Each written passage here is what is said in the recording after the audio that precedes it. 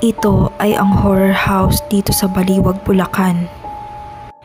Isang ghost town na may mga nananakot na empleyado at binibisita ng mga nakararami.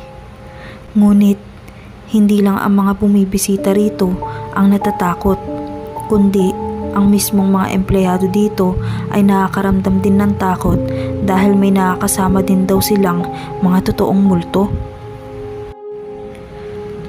Ito ay dating mansyon o naging abandonadong mansyon na ginawang horror house. Tuwing nalalapit ang undas ay marami talagang bumibisita rito.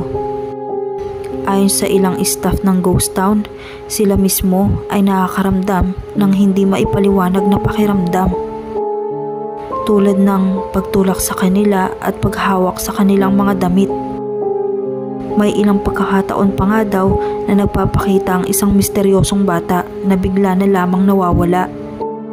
Hindi lang bata ang nagpaparamdam dito, kundi may 3 dalagita rin ang nagpapakita sa kanila. Pati na rin ang mismong caretaker dito na nagngangalang Vilma ay nakakaramdam din ng mga nakakakilabot na karanasan. Kwento niya, dati raw may namatay sa puno ng akasya sa mismong pwesto ng ghost town. 3 dalagita daw na nakasakay sa kotse ang bumangga sa naturang puno, dahilan ng ikinamatay nila. At ayon naman sa paranormal expert na si Ed Kaluwag, ay may nagbigti rin daw sa lugar o sadyang binigti. Kaya hindi nakakapagtakang maraming entities at espiritu ang namamalagi rito.